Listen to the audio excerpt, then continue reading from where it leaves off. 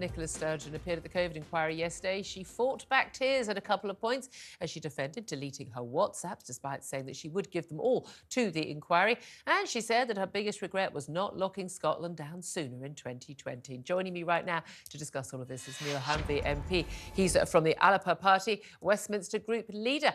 Good morning to you, Neil. Morning, Julia. Thanks for joining us.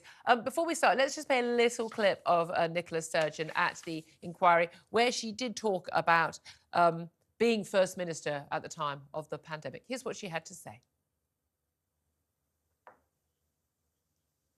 I was the First Minister when the pandemic struck. There's a large part of me wishes that I hadn't been. But I was, and I wanted to be the best First Minister I could be during that period. It's for others to judge the extent to which I succeeded. I have to say, one of the things I always quite admired about Nicola Sturgeon, often disagreeing with what she said, was the way she carried herself in politics. She never played the woman card. She just got on with it until she didn't know what a man or a woman was. But the tears at the COVID inquiry, I think, really did it for me. I mean, I don't believe a moment of it. It was self-pity rather than anything else, wasn't it? Well, I think that's an interpretation that many people have taken from yesterday's coverage, that the tears were for the challenges that she experienced personally, rather than for the many victims of COVID. And I think that what about the that's victims of lockdown? Assessment. Sorry? There were more victims of lockdown than there were of COVID.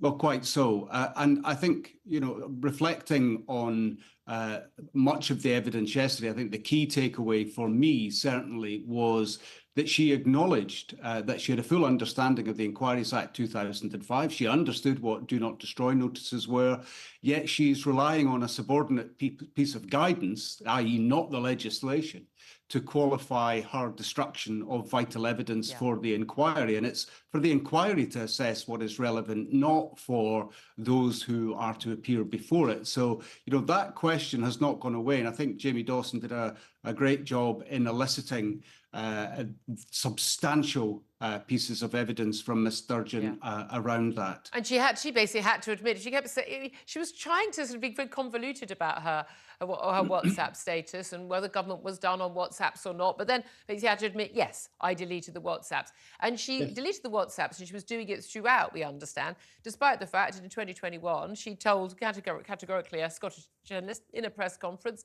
which she held in Scotland, saying she would be providing everything. She pointed out she was legally required to provide everything, and yet she knew she was deleting these WhatsApps. Now, the claim that no government decisions, nothing was important, was made on WhatsApp, I don't think anyone's really going to believe that, given the messages we have seen that Liz Lloyd and many other members of the government at the time had, but also the way that decision-making happened in Westminster as well. And we are in a situation where some of the biggest decisions of our time, in peacetime, locking people in their homes, closing down businesses, restricting people's fundamental basic freedoms, hard fought for, hard won in this country, was done sort of on a whim in WhatsApp, chats with advisors, rather than through the proper channels of government, minuted, based on evidence, discussed, debated and decided. Yeah, I mean, the whole decision-making tree in Scotland has come under the spotlight as a consequence of this. Who was making the decisions? Who was making light of one of the most dangerous periods of time, whether you believe that lockdown was necessary or not? It still was a significant decision. And for people to, I get gallows humour. It happens in the NHS all the time. But these were senior advisors, government ministers and cabinet secretaries all making light of the seriousness of the decisions that they were making.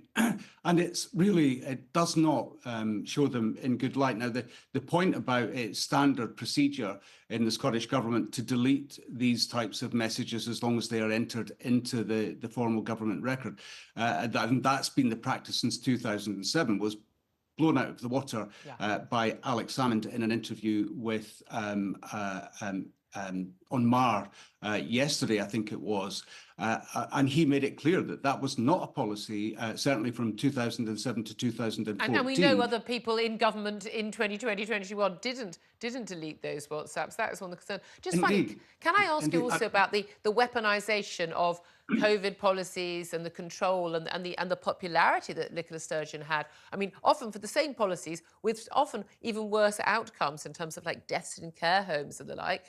Nicola Sturgeon was being feted by Scottish and national UK media while Boris Johnson was being castigated for almost exactly the same policies at the same time, maybe an hour or two earlier. But the weaponisation of that for promoting the nationalist cause, do you think that was what was going on? Well, it's hard for me to give that any credibility because I was a member of the SNP group in Westminster at the beginning of the pandemic, and I can tell you categorically there was no discussion or planning to advance the cause of independence under the cover of COVID.